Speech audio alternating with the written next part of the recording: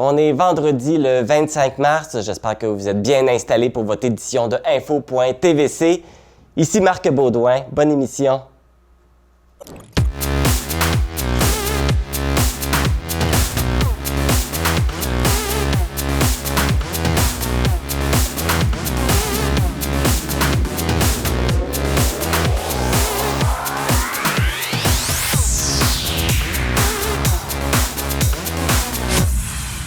Bon vendredi à tous et à toutes. Il me fait plaisir de vous retrouver cette semaine. Je tiens à remercier ma collègue Émilie d'avoir pris le relais la semaine dernière. On va débuter avec les statistiques de la semaine pour la COVID-19 pour la vallée de la Matapédia. Donc cette semaine, on comptabilise 45 nouveaux cas pour un total de 1477 depuis le début de la pandémie. Et présentement, 84 cas sont toujours actifs. C'est cette semaine que le ministre des Finances, Éric Girard, a déposé le budget 2022-2023 du Québec. Voici quelques grandes lignes qui ont été annoncées. Les adultes qui ont déclaré un revenu net de 100 000 $ ou moins pour l'année 2021 recevront une remise en argent d'une valeur de 500 $. Le député de Matane-Matapédia, Pascal Bérubé, a mentionné de son côté que s'il a droit à ce montant, celui-ci sera remis à une organisation de sa circonscription. Un montant de 1,1 milliard de dollars sera investi pour soutenir 5 000 organismes communautaires. Pour la table régionale des organismes communautaires du Bas-Saint-Laurent, même si cela paraît être un investissement majeur, cela ne sera pas suffisant pour corriger la situation.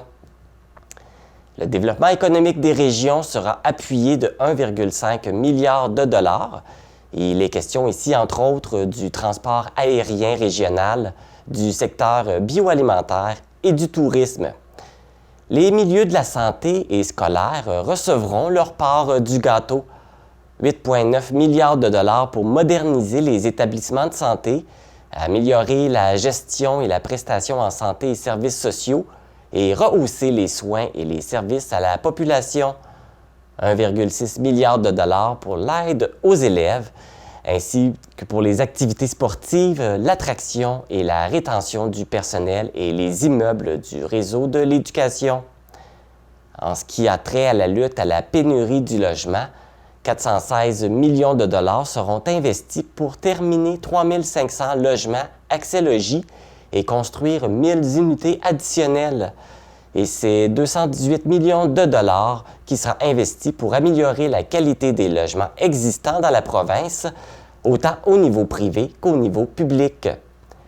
Pour connaître tous les détails du budget annoncé, vous pouvez consulter le site du gouvernement dont l'adresse apparaissait au bas de l'écran.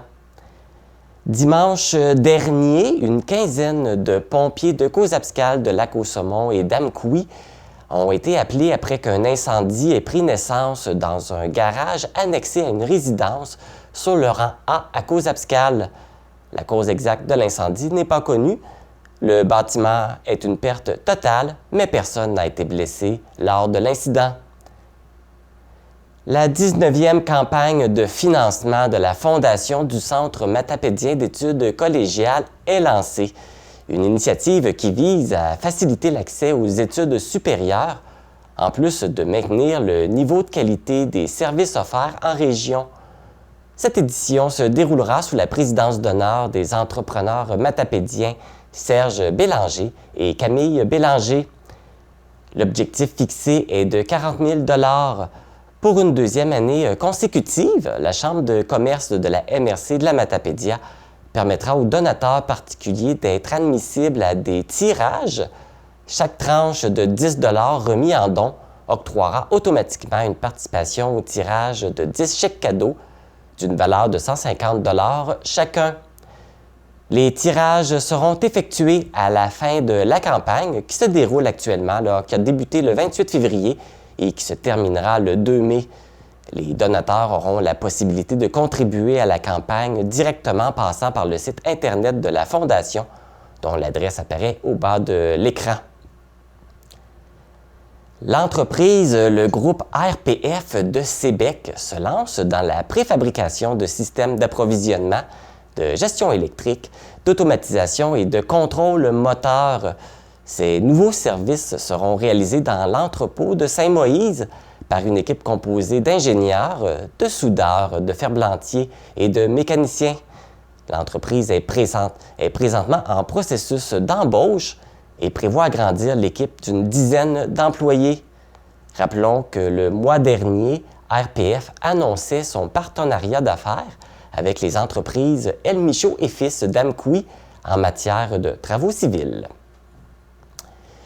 C'est ce matin que les crabiers ont quitté le quai de Rimouski pour débuter la pêche au crabe des neiges de la zone 17. Cette zone s'étend de Tadoussac à Pointe-des-Monts sur la rive nord du fleuve et de Rivière-du-Loup à Rivière-à-Claude sur la rive sud.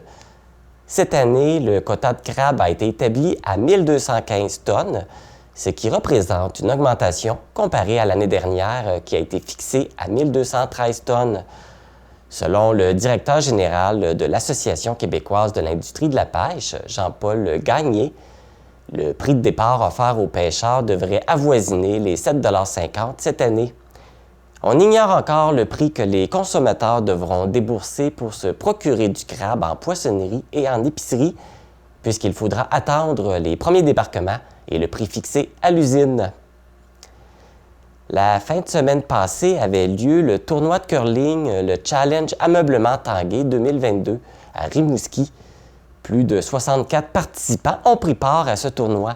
C'est une équipe d'Amqui formée de Marc-André Marcil, Carole Gagnon, Mathieu Bérubé et de Richard Cyr, qui a été consacrée championne de la classe A. Celle-ci affrontait une équipe rimousquoise.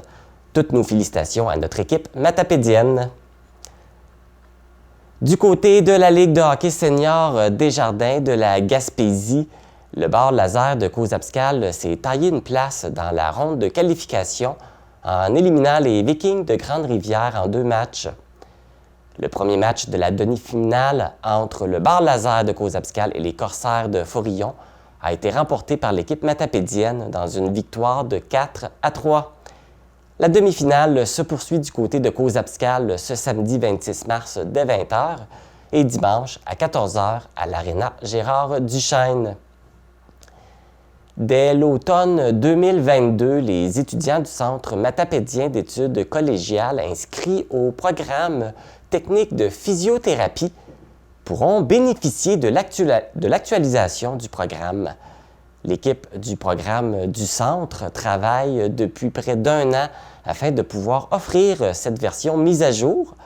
Parmi les nouveautés, notons un volet de formation mieux adapté à la population gériatrique et aux réalités du marché du travail.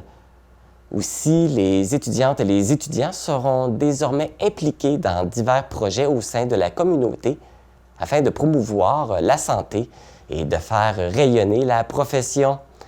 Ce programme pratique et concret permet d'outiller au maximum les étudiants afin qu'ils puissent aider les gens à retrouver leur capacité physique et ainsi faire une réelle différence dans leur vie.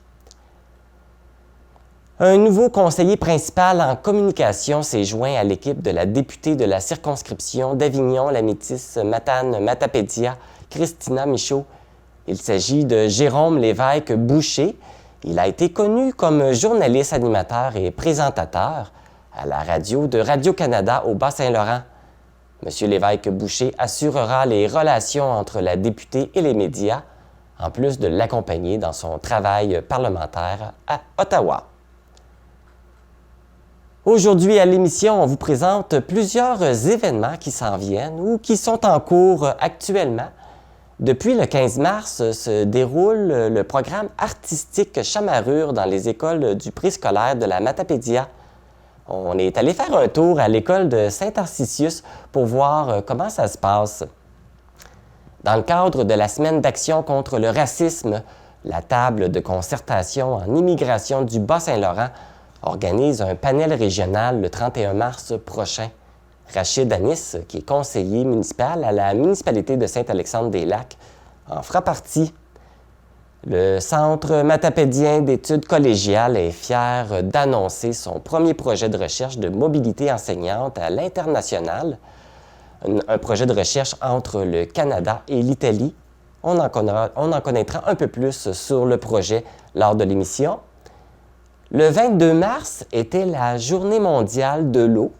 Et lors de cette journée, la polyvalente Forimond de Causa-Abscale a présenté son projet jeunesse sur le changement climatique qui s'est mérité une bourse de 5 000 $ pour sa réalisation. Mais tout d'abord, les jeunes filles et les femmes qui sont intéressées par le ballon-ballet sont attendues ce samedi à Sébec pour une journée porte ouverte. On vous présente tous les détails après la pause.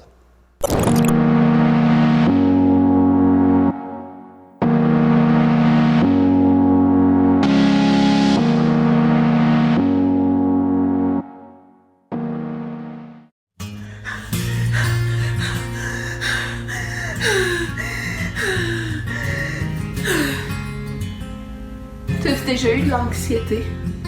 Tu sais que ça te serre tellement fort dans le ventre au niveau du cœur que tu sais même pas qu'est-ce qui se passe. L'anxiété, ça peut t'empêcher de fonctionner. Souvent, c'est un peu ça la différence avec le stress. Le stress qui est une émotion normale, souvent véhiculée comme quoi on devrait contrer le stress. Faut surtout pas mêler stress et anxiété. Le stress, exemple, si tu vois un ours dans la forêt et tu as le goût de te sauver, ça se peut que tu sois stressé. C'est normal, c'est grâce au stress qu'on agit. C'est grâce au stress que des fois on va pas faire certaines choses. Ça va nous protéger aussi. L'anxiété, souvent, c'est quand on va s'imaginer des scénarios, des choses qui vont pas arriver, qui nous font peur. Souvent, l'anxiété, elle va nous faire empêcher d'avancer, empêcher de fonctionner. C'est une des différences entre les deux. Donc, si jamais pour toi, il y a des situations qui t'empêchent d'avancer, qui te provoquent des étourdissements, des nausées, des situations que tu imagines dans le futur, ça se peut, oui, peut-être que tu vis un peu d'anxiété. Il y a des ressources à qui parler, donc Rayon partage, mais reste pas tout seul avec ça.